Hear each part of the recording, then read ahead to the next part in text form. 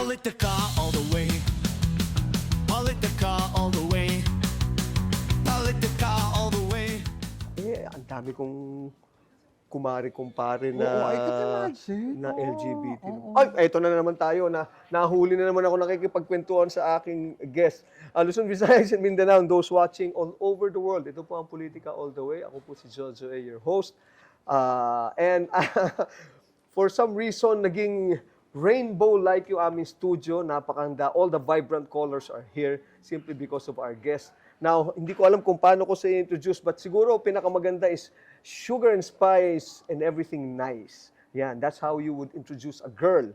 But a girl lalo like our guest now is even more sugary and spicier, di ba? Because sugar, sweet siya pagkakailangan, but spicy when it comes to work, especially congressional work, no?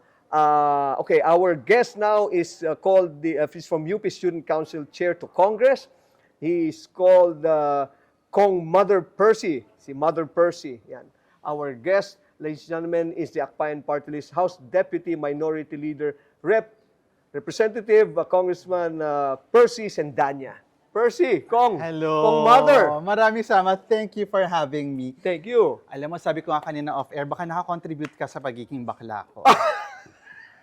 Ganun ba? Oo, kasi ano ko nun parang Wednesday group and Thursday group fan. Oo, So yan yung okay. dalawang araw na nanonood ako ng That's Entertainment. So Oh, okay. feeling ko very formative ng panahon na yan. Baka naging Okay. crush kita when I was younger. So thank you for making that very important political contribution to my life and to the life of Akbayan. Ganun, napakagat labi tuloy ako, Kong. Pero hindi ako ganun ba? sure kung ikaw ang crush ko o kapatid mo, ha? Di, ako na lang, para mas maganda sige, naman. sige, Parang, okay. bigay mo na sa akin yun, Kong. Ikaw na ang crush ko. Oo, di ba? Kasi Oo. bigger than life personality. Oh, well, thank you, Naalala ko thank yung you. shoulder pads mo with your black blazer nung araw, yes. Naalala mo pa pala yun? Oo. Pero you dance really well, ha, during that time. Oh, yes. Ano kami, Kong, yung grupo. Alam mo, napunta tuloy sa akin. Mahirap talaga, basta ganito kagaling ang guest mo rin, no? Kung saan-saan tayo napupunta. Let's talk about you muna, Kong. Although talagang, yes, we had the dance group then. So, Inaabangan ko kayo pag... There was a time, every anniversary lang ng That's may contest ang production number. Yes. Pero at a certain point, parang naging weekly, no? So, yes, naging inaabangan weekly ko na. kayo Oo, ng oo. That was just about the time that I told Kuya Germs na we transferred. I transferred to the Saturday Yeah. thing to oversee everything for Yes, him, oo. no? Para masaya yun. Parang you were the master of ceremonies for the Saturday edition. Yes, Yeah. oo. Inabot mo pala talaga yan. Oo, Kong, ha? na-age reveal po tayo ngayon on national TV. No, but so refreshing to have you, Kong, kasi one, you are a staunch supporter and the one who stands up for the LGBT community in a right way, no? Yes. And I kudos to you for that, no? Thank I'm you. all support for you with that. And especially now with the works in Congress naman, you're also very feisty. You know, there's some, like ko sinasabi, iilan lang yung merong charm in their feistiness, and I regard you as one also. Yang Kong, Coming from you, ha? Oo. Thank you. Mother Percy, ayan, di ba? Yan, oo. Kong Mother, di ba? Ang isa kong nakakatuwa na ngayon is talagang nagte-trending, is sinabi mo, naloka ka. Ikay naloka sa 2026 budget. Yes. So, nung dumating sa Congress yung budget, sinilip ko yung summary. Tapos makita ko yung chunk, sabi ko, nakakaloka naman ito. Talaga namang nung makita ko yung difference between the budget for public works and health, naloka ang Becky. Ang Sabi ko, layo, nahiya naman ang budget ng health sa budget ng public works. Halos triple compared to the health budget. Kasi di ba, halimbawa, when the flood controls fail, pagpalpak ang ating system ng pag-manage ng impact ng climate change, babaha, malilepto ang mga tao, pupunta sa public health hospitals. Yung public hospitals, hindi kaya i-accommodate kasi kulang ng Kulang budget, budget. kulang ng equipment. So, nalepto ka na, naklepto ka pa. Na-lepto ka na, naklepto ka pa. Correct. Nakuha na yung budget lahat para doon sa Yes. ano, ha? Oo, Okay. oo. Pero dapat yan, di ba pinag-uusapan muna yan, Kong, before everything else is yung bagay dadalhin for BICAM. ano yan? Paano, how do you do it? Kaya nga, itong opportunity natin, meron tayong opportunity ngayon sa lower house kasi tayo ang may first touch doon sa budget, bubusisiin natin. Kasi sa totoo lang, maraming bills na dumadaan sa Kongreso. Pero para sa isang legislator, yung isa sa kundi man pinaka-importanting bill every year is the budget. Budget, right. So, kinakailangan talaga fine-tooth comb, tingnan natin, nasaan talaga yung kinakailangan ayusin sa budget. Kasi di ba, the government can speak of priorities, pero sa totoo lang, ang pinaka-concrete expression of an administration's set of priorities ay yung budget. Kasi di ba, pag di mo nilagyan ng pera, hindi mo priority, kahit sabi mo priority mo. Para lang yan sa mga anak, di ba? Sabi mo, priority natin na makapag-aral kayo, pero pinang-inom mo yung budget. So, hindi mo priority yung pag-aaral ng anak, di ba? Tama. Oo. Kumbaga, puro all talk and wala namang Yes. puro salita lang. Correct. Yun din yung sinasabi ko. Yan ang maganda, at least napapansin nyo agad dyan, Kong. Which is, Mother Kong, ang maganda dyan is you came from Congress prior as a staff Yes, of I the began chief of as a staff. staff. Oo. Naalala ko, inabutan ko pa dati yung mga sinaunang, pasensya na po sa mga colleagues ko sa Akbayan, mga sinaunang Akbayan representatives. Eta Rosales, Kakabag. Then later on, I became a part of the team of Senator Risa Ontiveros when she was Representative Risa Ontiveros. So ako yung naging chief of staff niya during her last term in Congress before she ran for the Senate. Before she ran for the Senate. Hindi ka na nagtuloy ng why did you not pursue the, Well, after that, I became her campaign manager for the first run for the Senate in 2010 and 2013. Tapos after nun, I got appointed to the executive. I became commissioner of the National Youth Commission. under whose president yan? Under presidency? Under the presidency of Pinoy. Okay. And then I served for another year under the term of Duterte kasi nga fixed term kami noon Yes, sa NYC. hindi ka, so nag-crossover ka. At saka pinakiusapan din ako ng kaibigan natin, si Chair I. Sigera, NYC Chair during that time na tulungan na buuin at tapusin yung Philippine Youth Development Plan before I stepped down. Galing. So you've had an extensive talagang run and know-how, ins and outs of both the executive and the also legislative branch. Up to a certain extent, I can say that. Nako. Tapos may konting stint din tayo sa local. Kasi ako matatandaan ng mga kababayan natin, when we ran for party list noong 2022, first runner-up yung Akbayan. So, First runner-up. oo. So, kung 57 yung pasok, 58 kami, ganyan. So, dahil hindi nakaupo, I joined the team of now Mayor Joy Belmonte as a consultant of the QC government for the gender and development programming of the city. How is it now pala with our LGBTQ community? Are you satisfied with what's happening? I mean, the acceptance of it all and the support of everyone, or maybe some are maybe getting overboard with it. Kasi yung iba kasi parang nagkakaroon ng, ayun, ito yung mga nasusundan ko lang, no? Certain degree of entitlement. It's no longer equality and acceptance, wala na yung pero now it's entitlement. Well, we have a long way to go. No? So some people would say, accepted na kayo. Pero when you speak to young people coming out, hindi pa rin sila matanggap ng kanilang pamilya o sa kanilang trabaho o sa kanilang eskwela. They still experience stigma and discrimination. I understand naman yung sinasabi mo na parang may entitlement. Kasi even within the community, nag-uusap, di ba? At kadalasan intergenerational. Yung mga bagets at saka yung mga mas veteran natin na mga mothers in the community. We have a long way to go in terms of acceptance and equality, and we have a long way to go in terms of raising the consciousness of members of the community. Right. Kasi di ba, hindi naman limited lang sa, halimbawa, sa mga heterosexual people, yung pagiging narrow-minded, not-accepting. Kahit naman sa community namin, pwede rin may ganun eh. So sa dulo, trabahuhin natin na maging mas mapagtanggap tayo sa isa't isa. Actually, tama yan, Mother Kong, what is more important is what you bring to the table, no? If it's love, it's respect, and it's public service in your case, and then that's the one that's so embraceable to anyone, regardless of gender. Ang Diba? nakakalungkot lang at times kasi, Jojo, people tend to forget na regardless of who you are, ano man ay iyong sexual orientation or gender identity, you deserve to be loved. Yes, and loved respected. and respected. Yeah, I agree with that. In fact, Kasi minsan may mga nagsabi, in fact, ako, I have so many friends, no? Not just, kumare, kumpare/kumare ko pa. Buo, di ba? Oh, so, yun lang naman ang aking, some people, well, in the community, sometimes they go overboard with it. Yeah. Para bang, and tama ka, medyo siguro yung mga mas kabataan, mas, na sila naman, medyo Oo. pushy na, but they should really pull back a little bit. Ako naman, para sa akin, open the lines of dialogue, of communication. Not just to people outside of the community, but even groups within the community. Kasi syempre, iba-iba tayo na lived experience. Iba-iba yung hugot kong baga. Sabay, tama ka naman dyan, no? Tama. Yan ang gusto ko kasi. Alam mo, Mother, yun yung mga masarap na kwentuhan yung may hugot. Kasi some people, especially in government, sila naman they've all been boxed in with certain yung limitations when it comes to the real happenings dun sa grassroots. Oo. So hindi nila nalalaman, hindi katulad tayo, miski alam natin yung mga nangyayari doon sa labas, di ba? Oo. Correct, lalo na I'm a Becky who hails from Cruz Naligas, Quezon City. Talaga? Oo. So, Second district ba yan? kay Bong Sutay. Okay.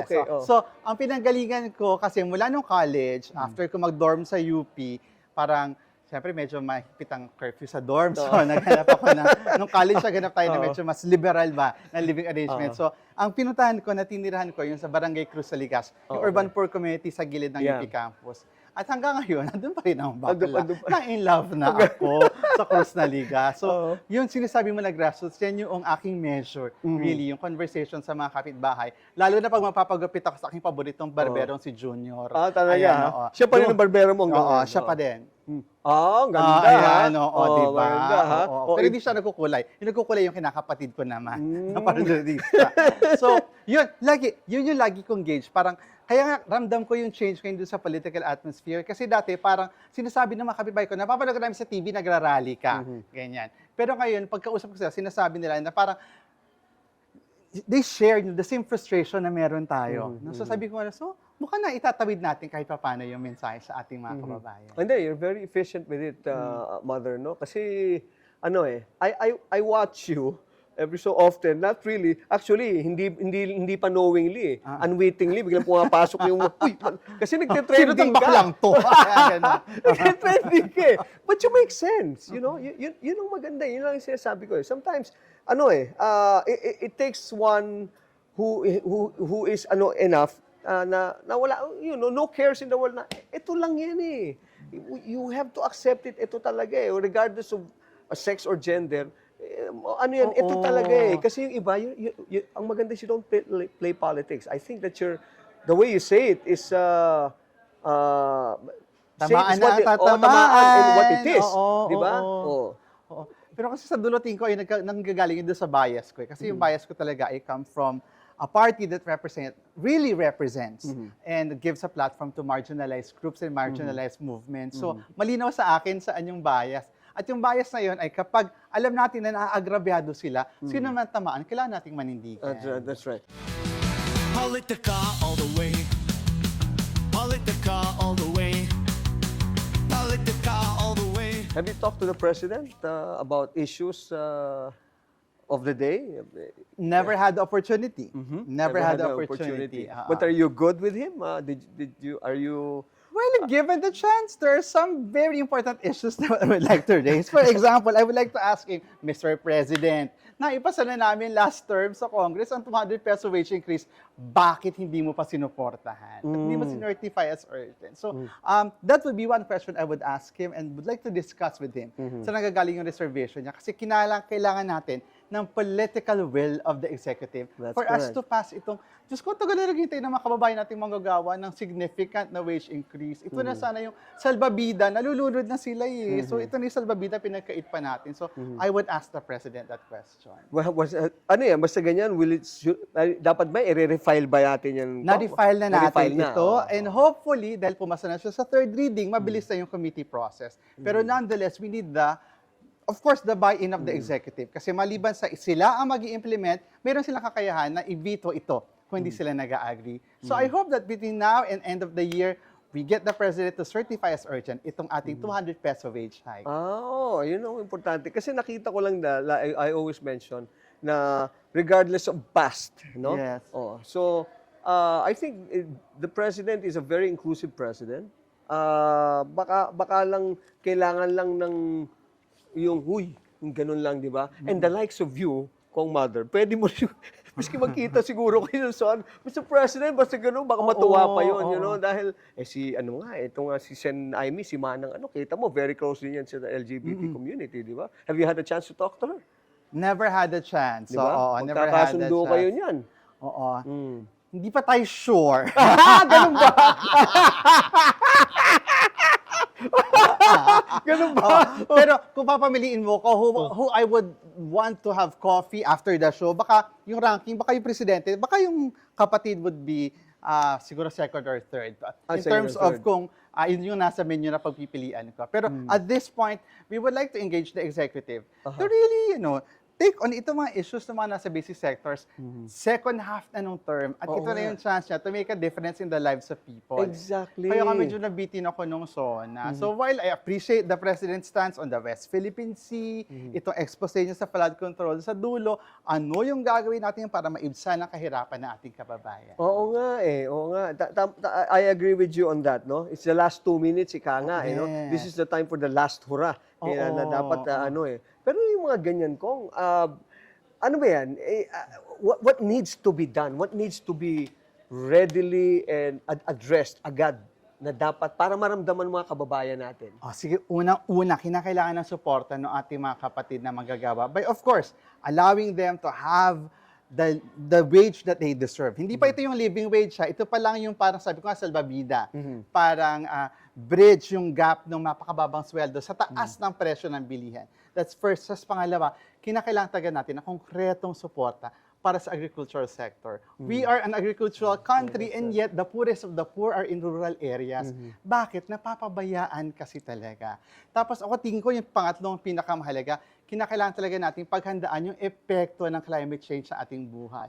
Kasi sa ngayon, bumaha, umulan ng malakas na didisrupt yung ekonomiya, yung mga mahihirap lalo humihirap, yung mga nagtatrabaho hindi makatrabaho kasi hindi makatawid ng baha. So, isang bagyo, dalawang bagyo magkasunod, grabe yung hatak pababa doon sa income ng ating mga kababayan. Tapos yung pang-apat, ito na yung huli dito, tingin ko kinakailangan talaga mag-invest seriously in social services. We need to improve yung education system. May education crisis tayo ngayon. Napakababa nung level, nung comprehension, math skills ng ating mga kabataan. So kung inisip mo, kung ito yung magiging productive citizens in the future, paano yun kung ngayon palang hirap magbasa, hirap mag-arithmetic?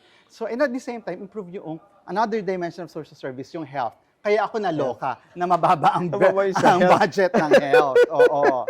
Oo nga, kailangan yun. Kasi especially yung mga natin, yung mga pag nagkaroon ng nagkasakit, pupunta doon, wala naman silang ibibigay. Medicines, medical services. O kaya naman, nanghihina ka na, may sakit ka, naghahanap ka pa ng kakatuking congressman, nahihinga naman ng guarantee letter, That's right, diba? that's right. Na para bang namamalimos yung mga kababayan natin. So even health, nagagamit siya for patronage politics. So sana ayusin talaga, i-overhaul yung health system kasi meron namang resources. Caring nga na i-triple yung budget ng ng public works. Ano ba naman yung mag-invest ka sa human resource mo doon sa iyong human development? Pwede pa naman yung budget na yan, di ba? Yes. Mother ko. May Diba? opportunity pa tayo. Yes, from the from the infrastructure to the medical needs, di ba? Yes, and even education. Kinakailangan invest sa Kasi grabe yung challenge sa kinakaharap ni Secretary Angara ngayon doon sa DepEd. Oo. Actually, yun nga yung ponderable ko for me. Ever since, miski nung time natin nung araw pa, di ba lagi natin That was 5 pinagtatawanan. years ago, ha? Kwentuhan lang naman 3 mo na lang. Sige. Especially in traffic, no? But katulad niyan, 'di ba, laging merong daan, bubutasin, aayusin, 'di ba? Hindi na ba natin talagang where does it end?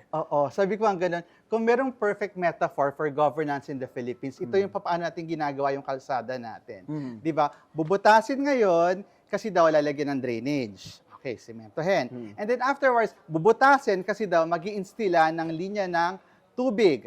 Tapos mamaya, bubutasin ulit kasi daw papalitan ng cover instead daw na semento, lalagyan ng asfalto. So, you can see how we lack oversight, planning, foresighting. Kasama dito yung paano natin tinitingnan yung paggogobyerno na hindi short-term, kundi long-term. That's right. So, we do not plan for the long-term. Laging ito, short-term. Pero so, it's about time na lawakan natin yung perspective in terms of governance. How can we plan for development? Kasi pagka ganyan, bubutasin, tatakpan, band-aid solutions lang. Hindi talaga tayo makakasabay dun sa mga economies na umaangat na around the region. Oo nga, kasi if you remember, 3 years ago,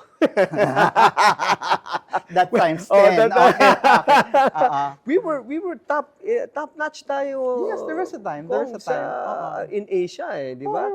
Tayo nangunguna. Oh, Even in miski, pero now tumataas na yung GDP natin. Yes, oo. Pero I feel you, naalala ko dati sinasabi na, di ba, when it comes to, say, yung pinaka natin, staple food, rice. yes, Number 1 tayo sa rice production, nasa Nagtuturo ating yung pa nga know-how at tayo sa iba. technology. Oo. Pero ngayon, nag-i-import tayo ng rice. Oo At nga ang eh. mahal ng bigas sa ating bansa. I do not know if my information is correct, no? It's precise. Pero alam ko ang Vietnam, tayo lang nagturo sa kanilang Nag-aral sila sa IRI. O sa IRI, yung Oo, International Rice Research Institute. sa Los Tama, Baños, di ba? yes. And now, tayo nang kasi of late, nakita ko sa news, we're importing rice from Vietnam. The Correct. very same people that we educated, that they learned from us how to do it, now we're importing from them. So baka yung pagkakaiba ay yung governance nga. Mukhang napakahalaga ng good governance. Na sa ganon ay, hindi mo lang ma-meet yung development goals, kundi maiangat mo rin yung buhay ng ating mga kababayan.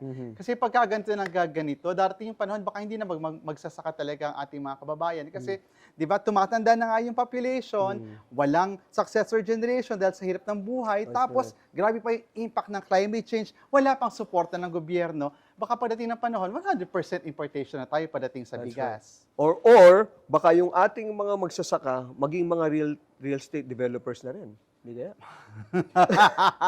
I feel you, ha? Ramdam ko yan. Oo. Kasi baka ending, baka sa paso na lang sila magtatanong ng palay, hindi naman Diba? pwede kasi Oo, naging pero- subdivision na yung kanilang mga Lahat sila, palayan. Di ba? oo. Parang gano'n na lang mangyayari. Pinapahamak mo ako. Hindi na, nabasa, alam mo naman ako, mother, puro lang ako, puro basa-basa lang, dumadaan lang sa akin. Let's sige. Pero yun, pero alarming talaga ito yung aging population na ating mga farmers. Politica all the way. Politica all the way. Politica all the way. Yung away ngayon ni Vice at nitong mga, what's happening, or well, not away, but the situation that Vice now is because of yung kanyang statement, di ba? What's your take on this? Well, alam mo, of all people, you should know that laughter is the best medicine, but Yeah, it's also the okay. most effective wake-up call. Oh, okay. Diba? Okay. Kapag we speak truth to power at napagtatawanan na natin siya, noon yung panahon na talagang tusok na tusok, pasok na pasok, dahil nauunawaan ng lahat. So pag tumawa na yung buong Araneta at yung mga tumitingin sa mga cellphone nila nung sa joke, ibig sabihin, alam nila yung irony of it all. Naunawaan nila yung issue. So kaya, saludo ako kay Vice for being brave enough to take this on. Alam ko naman na sa dulo gusto ni Vice magpatawa, pero pag yung pagpatawa mo, tulad ng ginagawa mo, may kasamang pagmumulat, yun yung pinakamakapangyarihan na use ng humor at wit. Well, in this case, I agree with you talaga rin. No? Actually, when they ask me about it, sabi ko, a joke is a joke, you know? Yeah. It may elicit laughter or it may elicit analysis. You know? So in this case, I think si Vice, yung pagkakasabi niya, no, it's funny, but may hit kasi. And sometimes, you just need to course it through a funny way. Yes, Para lang oo. people may understand it and Oo. embrace it more lightly. Lalo na So- para sa aming mga aktivista, lagi kami sinasabihan, lagi kayong galit. Oh. Oo. so yung gusto namin gawin, ginawa ni Vice with one joke. Oo, na And hindi that siya is galit. To open Oo. people's minds, hindi siya galit. Napatawa niya, pero tumagos. So you're for it, ha? You're Yes, man. absolutely, absolutely. When we speak truth to power, we can use humor and creative forms. Hindi siya bago sa kasaysayan ng Pilipinas. Sa lumang panahon ginagamit yung mga lumang sarswela, 'di ba? Para magbigay ng social commentary. Exactly. Ako rin, kaya sabi ko yung ginawa ni Vice na yan, I see no problem with it. It's actually really funny because, well, truth to tell, ganun din mga jokes ko sa late night show ko noon before eh. Correct, Di correct, ba? yes. Oh, so kaya lang siguro si Vice kasi talagang well, Araneta and everything else, and nandun yata yung ibang sensitive na no? Pero still, tama ka doon, Kong Mother, na talagang,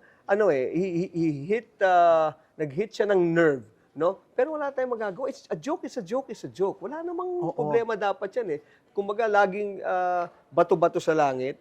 Tumawag magalit. It's all in the spirit of fun. I see no problem with it. Yeah, ako din. You know? Kasi ako tingin ko parang yung pinaka nakakatawang joke kapag malaking bahagi ng joke na yon ay nakabatay sa katotohanan. Oh, So when yes, it's yes, based yes. on reality, I've lived experience of a nation at natawa yung bansa na yun, ibig sabihin, it really hit a nerve and it is a very important tool for self-reflection. Right. Meron ngang lumabas, Kong na of late, lumabas tuloy yung mga joke din ni former President Digong na about the rape victim and Correct, about yung rape ganyan, jokes na paulit-ulit. Ganyan. Ganyan. So, ang sabi nila, bakit daw pag sila ay nakakatawa, pero pag si Vice, offensive. Di ba? Nakakaloka yung audacity ng double standards, di ba? Pag sila ang magjo-joke, politically incorrect na nga, offensive pa, misogynist pa, carry lang, tumatawa sila. Pero ito, isang joke na ang ugat ay yung pagmamahal sa soberenya ng bansa, natawan taong bayan, galit na galit sila. So siguro dahil totoo. Gano'n ba? Hindi, kasi sabi daw nila, matanda na nga si FPRD bakit naman ganyan? Naandun pa, baka raw anytime could be kicking the bucket. Ganun ba raw? Adding insult to injury. Yun naman ang contention ng iba kung bakit daw, Sa dulo naman, ngayon nagde-demand sila ng humanity for doon sa mga tao. Pero samantalang sila nasa kapangyarihan, ang dami mga taong tinanggalan nila ng humanity. Yun ang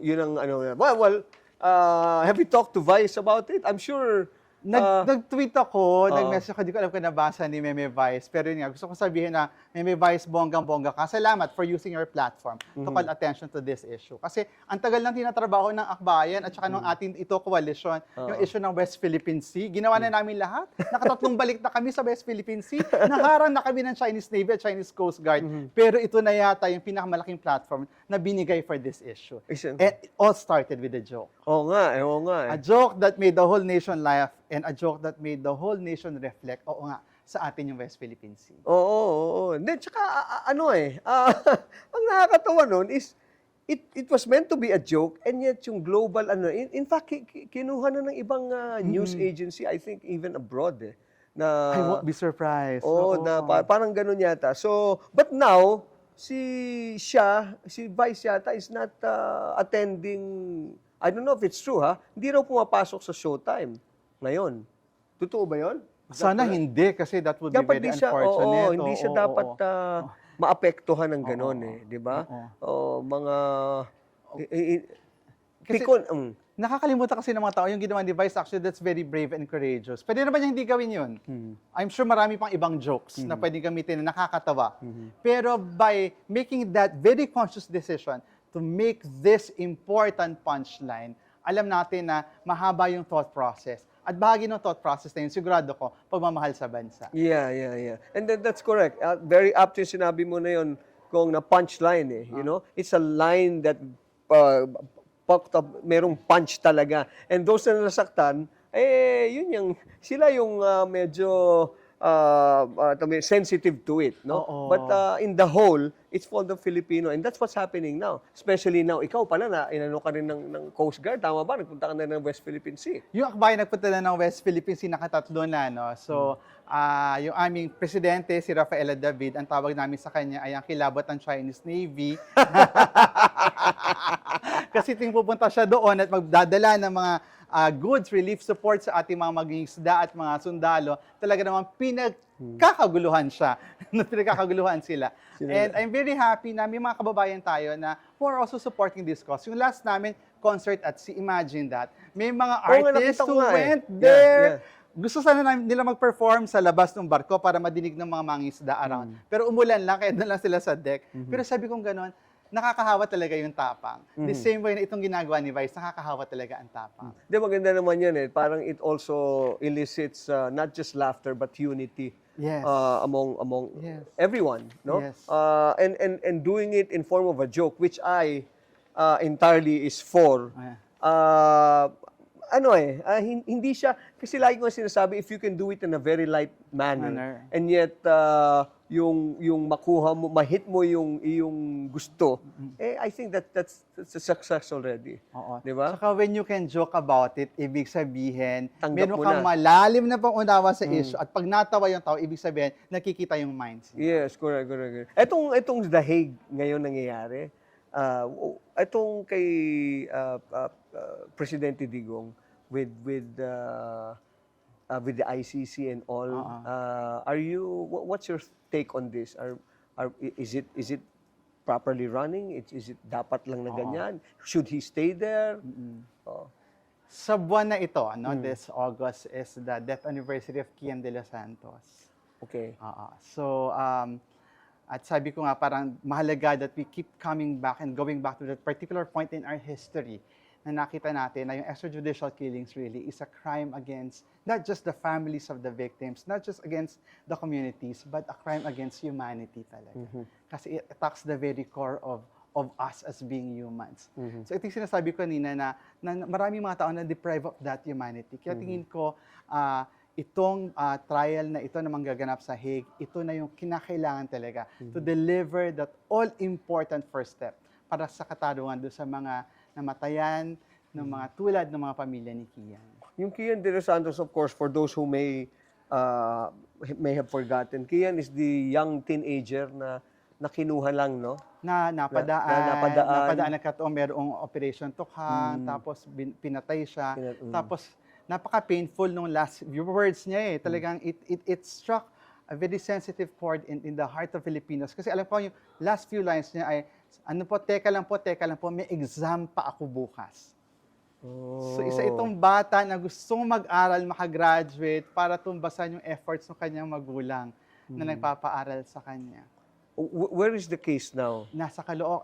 Naganap yung sa Caloocan, may ilan na ng mga pulis na nahatulan, pero hanggang ngayon, hindi pa napapanagot kung sino man yung mastermind at yung dahilan kung bakit nangyari itong pagpatay kay Kian at marami pa mga inosente nating kababayan. Refresh my memory nga, Mother, no? Ito bang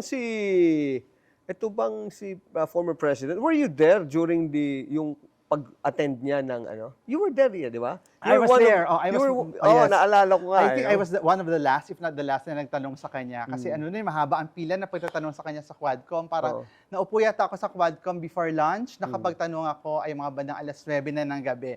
So walang tayuan yun kasi natatakot ako. Pag tumayo ako, baka mawala ako sa listahan. So andun ako, I was across the room. I was seated almost in front of him. And my question then to him was, naniniwala ba siya na may right to due process ang mga akusado? Of course, ang reference ko doon ay kung sakaling kunin nga siya ng ICC, tingin ba niya may right siya to due process? Ang sabi niya, oo. Yung irony kasi parang siya naniniwala na meron siyang right to due process, pero yung mga libo-libong pinatay nating kababayan were deprived of that due process. Sila ay pinatay na lamang. So it's a classic example of you cannot give what you do not have, no? Yeah. So kumbaga bakit ka bibigyan ng due process na yun ang hinihingi mo and humanity at that and yet it was not given to those who also needed it at that time. Pero nonetheless, ayan, meron siyang ngayon nasa The actually, Hague, meron silang access to due process.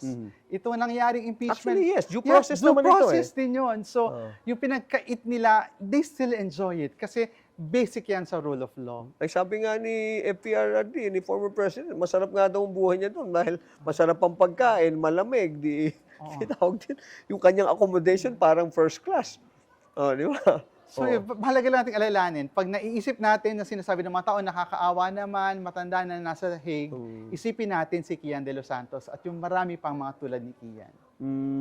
Okay, let's now talk about the impeachment. Para actually ito, hindi ko na kailangan. Let's talk about the impeachment. Okay. Actually, hindi ko na alam kung saan ako magsisimulan ito. Pero what can you say about VP Sara and the impeachment and the whole? Let's start with that. Yes. Noong December 2, kami yung unang nag-endorse na impeachment complaint. Okay. So there was a group of private citizens who were brave enough to stand up and say, magpa-file kami ng impeachment case kay VP Sara. Nireview namin at nakita namin robust yung kaso. totoong may culpable violation of the Constitution, totoong may pang-aabuso sa kapangyarihan. So we endorsed it. Dumaan siya sa proseso sa House of Representatives. May 3 complaints. And then, dumating yung panahon, merong isa pang complaint at pumirma yung more than a third of the House of Representatives. Okay. Nakarating sa Senado. So, pagdating sa Senado, inupuan, inattempt i-dismiss, nakarating sa, nagkaso sa Korte Suprema, at tapos ngayon ay parang nasa limbo tayo. Kasi it was archived or laid on the table doon sa Senate. No? Kasi, pero nangyari yon kahit wala pa yung final decision ng Supreme Court. Kasi kahit na merong decision yung Supreme Court, nag-motion for reconsideration pa rin kami. Ibig sabihin, hindi pa nare-render yung final decision. And yet, the Senate made already the decision na To archive i-archive it. So, parang de facto dismissal. So, sobrang nalulungkot tayo. Kasi, tingin ko talaga, the Senate failed not just the people, but it failed in upholding its constitutional duty. Kasi talagang sila ang ultimate arbiter pagdating sa impeachment. So, hindi nila ginawa yung trabaho nila na magkaroon ng trial. That's Deserve ng taong bayan marinig yung mga ebidensya. Tsaka parang tingin ko yata parang it's a disservice naman to it's demeaning on the part of the Senate. Parang ito lang tingin ko lang na para sabihin sa House of Representatives who, if I may say, are not just sila 24 great minds. Kayo supposed to be 200 plus great minds to actually decide now, let's do this against 24 na. Okay, check and balances yan. No? Pero para bang, hindi yata pinag-aralan masyado. Parang ganun, parang lumabas di ba? Na kaya binalik sa inyo, pag-aralan nyo muna ulit or something like that. Medyo violative ng interparliamentary courtesy at the very least. At the very least, if I want to be diplomatic about it. Pero at the same time, tingin ko talagang betrayal siya nung tiwala ng taong bayan sa Senado. More than the parliamentary tingin ko, procedures. Betrayal talaga. Betrayal talaga siya nung tiwala ng taong bayan. Kasi malinaw sabi ng mayorya ng Pilipino, gusto naming marinig yung trial. Gusto naming litisin ninyo kasi gusto naming marinig kung totoo ba o hindi. At both sides, whether you're for or against the Vice President, gusto ng trial. Right. Kasi gusto lang marinig yung katotohanan. It's a great disservice to the truth. Even si VP Sara, sabi niya, sige, let's do it. In fact, ginamit niya pa nga niya, bloodbath. Di ba? Which I'm hoping is not literal, no? Given the record of their family, sana hindi. Ganun ba? So, di ba? So, yun ang gusto niyang mangyari. So, I think she's also up for it, di ba? Parang she's up for the challenge of bringing out the truth. Di ba? Parang malaman niya. Nagtataka lang ako, yun lang talaga, yung forthwith na word is actually the key word there na dapat immediately ginawa regardless. Siguro, hininto na lang ng Supreme Court kung... Baka nga kailang i-review yung mga dictionary, baka nagbago na yung ibig sabihin. So medyo marami-rami tayong mga dictionary na kinakailang revisahin dahil sa bagong definition na ginawa ng Senado na pinaikot-ikot nila yung forthwith. So nakakahiya naman sa forthwith, nakakaloka. Yung Mother, yung merong lumalabas na meme na na si Senate President Cheese at the time banked on the word forthwith also with a certain impeachment. I do not know who then was was to be impeached. Parang ganun. No? So, sabi nila, it's really political or ano ba yan? Do you see, anong iyong foresight dito sa forthwith na to na hindi natuloy? What do you think? The other day, there was a colleague of mine in the House of Reps na nag-deliver ng privileged speech about forthwith and how we need perhaps to change the wording of the Constitution to sa forthwith at gamitin yung mas accessible na language na immediately or kung ikaw ay gusto ng abbreviation, ASAP, ganyan. Pero sa dulo, tingin ko parang it's not about changing that particular passage. It's about the self-interest of those who are in positions of power. Kasi nakita natin how a very what some may consider an exotic word, pero easily Googleable, easily pwede mo i-access sa diksyonaryo, na balibaligtad yung kahulugan. So talaga makita natin how people would go the extra mile para baligtarin talaga yung rule of law at katotohanan in favor of their patron. Classic example yata yan, Mother, ng sinasabi nilang kung gusto maraming paraan, kung ayaw Maraming dahilan. Diba? Parang gusto kang dugtungan dun Kung gusto maraming paraan, kung ayaw maraming dahilan, pero merong forthwith. Pwede! Politica all the way. Politica all the way. Politica all the way. with the advent of all this, ito natin, kung itong technology, may TikTok ka ba? Do you do the TikTok, the Facebook, yung mga Instagram? Ayan, Ikaw ba? meron akong ginagawa na regular thing every week. Ito yung Ano ating yan? Gay Lingo of Gay the Lingo? Week. Really? Oo, ayan. So, Oh, depende okay. dun sa ating issue of the week, meron tayong Gay Lingo of the Week. Siyempre, di natutuwa yung mga kapatid ko Oh. sa community kasi sabi nila, you're telling the Philippines about our little secrets, no? So, halimbawa, this week ang ating Gay Lingo Oh. of the Week ay laps. Laps. Laps, which means pagkain, food, Oh, ayan. dahil lafang. Lafang, yes! See? Kita mo ha. Oh my Medyo- God, Ah. I understand gay lingo. Maybe Yes, I'm... tumataas ang ating gay lingo literacy. Ayan. lapang, laps. Kasi nga, itong si Baby Ruth Villarama, meron Oh. siyang pelikula yung documentary na Food Delivery. Food delivery. Documenting yung pagdadala ng pagkain at supply sa mga tao na nasa frontlines natin sa West Philippine Sea. So, dahil nasa ba laps, yun sa ah? screening namin sa house, Oh. sabi ko gano'n, ang ating gay lingo of the week ay laps. Lafang. Lapang, Ayan, tama. ayan, Good, oo. good. Or pwede rin kasi, pagka sa West Philippine Sea, ay nagkabanggaan at lumubog, laps ang gagawin lang. May ilang laps yan. Yes, pwede. Diba? Bago Pwede. sila makarating sa Oo, pwede, ilang oo. laps yan, di ba? Hindi sila... Pwede rin ang gay lingo of the week natin pag nagkabanggaan sila, parehong Chinese vessels, deserve. Tama, Because sure. karma is digital. Oo, Yeah, tama. Ang galing din, no? Oo. Pwede pala tayong gumawa ng ganyan. Oo. Alam. O pagbalik ng late night show ko, which is going to be happening very soon, Oo, gagawa ako looking ng forward Gay to Lingo. that. Oo, Ayan, magbabalik ka doon, ikaw ang tapos ikaw ang Gay Oo. Lingo of the Week of Sige, the month. gagawa ko na siya ng acronym GLOW, Gay Lingo of the Week. Uy, maganda yan. diba? Gay Lingo of the Week. Oo, Glow. oo, Tama. yes. Tapos, pagpasok mo, nag-glow kang gano'n, no? And now, for a glow, let's go. Kailan marami akong bashers. Baka hindi mo kailangan additional bashers. Hindi, meron naman akong tawag ngayon dyan, Kong. Ang tawag ko dyan para huminto kayo, bash tap. I love it. Diba? Oo. Pwede mong gamitin ngayon Oo. yan. Ikaw na bago yung bash tap. Oo nga. Diba? Oo. Kaya, maganda ang bash top. Oo, para huminto na kayo ng Let's go. Speaking of bashing, tingnan ko na. Meron kami dito na, mother, meron kami ditong what we call the IQ, the Internet Queries and Questions. Okay, I'll have you, read it para ikaw na rin ang mag-react. Okay, from Jacinta Catalbas. Ayan. Ayan. Si Jacinta Catalbas, sabi niya, thanks Congressman Percy Sendanya. We appreciate and salute your concern and care for seniors like us. God bless you po. Ayan. Kita mo nun. Thank you, Jacinta. Okay. Jacinta, maraming salamat. Siguro baka nabasa ni Jacinta that we filed the Anti-Elder Abuse Bill. Uy, tama yun. Kasi nakita natin, napakadami ng mga seniors natin na inaabuso. No? At sa ngayon, parang aggravating circumstance lang siya. Halimbawa, physical assault.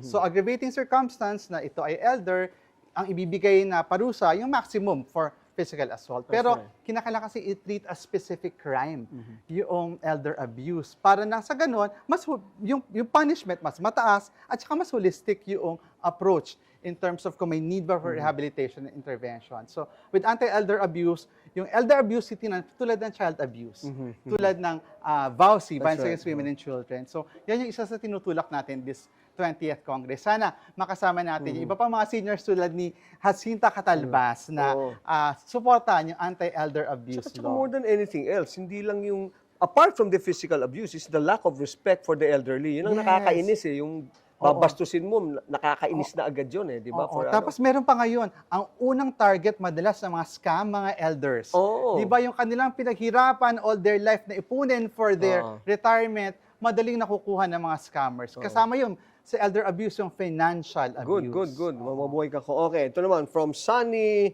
Plariza. Ayan. We will always be with you, Kong. Percy, akbayan ka namin. Uy, Akbayan akbayan din ka po namin. natin kayo. Kasi Wow. sabi nga po natin, pag mahal mo, akbayan mo. Pero dapat with consent. Ganun ba? Bakit? May magagalit ba?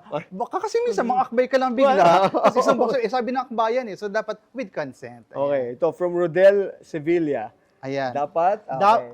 Dapat mo atupagin ang pumuna ng budget na gawa-gawa din ng mga kasamahan mo sa Kongreso, wag yung puro impeachment. Ayan. Okay. Ano naman po, kaya naman po natin mag-multitask. No? So, Okay. kaya natin busisiin ang budget, gumawa ng mga batas tulad ng anti-elder abuse, at saka trabahuhin yung impeachment. Kasi po, bilang isang kongresista, marami tayong functions. At yung functions na yun dapat, hindi tayo pumipili lang ng isa, ginagawa natin dapat lahat. O ito, last but not the least, itong kay Nile, ikaw mag-ano nito para maliwanagan siya. Ikaw na rin bumasa ako. Ganyan ang ating ano. Okay. Si Nile o Sydney? Ah. Just wondering, this guy always sa front page naman news. Is he relevant? Anong naitulong nito sa bansa? Please enlighten me. Okay. Oo. Sige. Sige po. Gusto ko munang balikan yung naging karanasan ko in the previous Congress, 19th Congress. So, final natin yung impeachment. People would feel na yun lang ang ginagawa natin. Pero hindi lang po yun. Ang dami pa natin ginawang mga panukalang batas. Kasama dyan yung Kian Bill. Para hindi na maulit yung madugong drug war. Kasama natin ginawa na itaas ang wage hike. In fact, naipasa natin sa lower house ng 200 peso wage hike. Kasamang nilalabanan natin yung ENDO. Kasi marami sa mga kababayan natin ngayon, nasa mga trabaho na after 6 months, wala uli, maghahanap ng panibago, another start. Simula uli mula sa baba. So, para kay Nile, marami tayong ginagawa. Pwede niya makita sa Congress website yung mga batas na ginagawa At natin ngayon. hindi, bukod ba doon, Nile, yung things that you do, apart from the legislative work, no? I know I'm privy also to you going out and going down and not just talking to them, but reaching out and providing to the best of your ability according to the resources at hand. No, I know that naman. No? Yes, so meron naman tayong mga initiatives para tulungan yung mga kapatid natin, lalo na yung mga nasa marginalized sectors. Kasi yung Akbayan, it's a party of mass movement. So, partido kami ng mga manggagawa, magsasaka, maralitang tagalunsod, kababaihan, at syempre mga young people in LGBTQ. So, marami tayong ginagawa. So, huwag mag-alala si Niles, sulit na sulit yung pinapasweldo sa atin ng taong bayan. Parang may hugot din yung sulit na, parang may sinasabi mo yung iba hindi sulit. Okay, what is the favorite song of Kong Percy? Yan. If you were to sing now, yan. One of my favorite musicians and composers and singers si Bayang Barrios. Bayang Barrios. Yes, Bayang Barrios. Anong song niya? Sige lang. Sige. Yung paborito ka ni Bayang Barrios ay yung Hari Nawa. Uy, paano yan? Hari Nawa. How does it go? Hindi ako nakapag-vocalize. Hindi, okay lang. Okay. Ano nga ulit simula? Kay gararin ang aking buhay, sa hirap man ako nasanay, mananatiling makulay ang buhay ko. Marami na akong naranasan, ako'y umibig at iniwan, ngunit di ako nagkulang sa panalangin ko. Sa sinag ng araw, ang buhay, maaninag ang pag-asa sa daloy ng dagat, mamunga ang pag-ibig at payapa, ihatid sana ng hangin ang aking panalangin. Hari Nawa. Wow, nice, ha? Ang kanta ko naman sa'yo, alam mong ano? Ano? Beautiful girl, Ay! however you are, Kaya, I know that I wanna. may You have pelikula yan. opened the door. Ha? May pelikula yan Ano? noong araw. Yung Beautiful Girl. Beautiful it was a Girl, movie, yeah. oo. Kaya. Yan naman ang kanta ko sa'yo. Maraming Oh, salamat. Thank you. Madalas pag sa Miss Gay, yan ang tugtog sa evening gown competition. Ganun ba? Beautiful Girl. Oh. So, matik na ako maglakad ng pasarela. Okay, last question. Did you ever join any? Hindi. Pero nung college, I did drag for a time. No? So, naalala ko yung my last drag number was Vanessa Williams' Save the Best for Last. Wow. At pag mo sa akin ipapakanta. Hindi, pwede. Sige. Ano nga yun? Paano? Sometimes the snow comes down in June. Ayan. Sometimes the sun comes down the moon. I see the passion in your eyes. Hindi ko na matanda yung lyrics. Kong Percy, maraming salamat for being with me today dito sa aming Politika All the Way. I learned so much. And then maybe we can come back. Yes, magdadala ko -1 next time. Magdala ko -1. Miski -10 para marami. Ang luma ng -1. Okay, Kong Percy sa ating pong Politika All the Way. Maraming salamat at mabuhay po kayo. Thank you for having me. Politica all the way. Ay, maraming salamat muli. Beautiful girl, Kong Percy. Okay, anyway, on a serious note, just a little bit of recap. Ang sabi po ng ating guest, ang impeachment daw po should continue. Dapat po daw ito ay matuloy for both pro and anti-Duterte because this impeachment is for the truth to come out. Number 2, sabi niya, nakakaloka ang budget for 2026 because mas malaki daw po ang para sa infra. Dapat daw yan ay dapat daw po pagbiin ng pansin ang health and education also, no? Kaya siya naloka dahil yan daw po ay simula ng korupsyon. And then number 3, wake up call daw yung kay Vice. It is in a form of a joke but the joke is well-meaning. So mas malalim-lalim po yun, no? So he is very thankful to Vice for doing that. Now, and last but not the least, ang sabi niya po, ang most important na sinabi niya is, ako ang kanyang childhood crush. At dyan po nagtatapos ang politika all the way. Lagi nating tatandaan, diskusyon po, hindi po away opinion, hindi personalan. This is Jojo A. Laging nagsabing peace and love. Politica all the way. Politica all the way.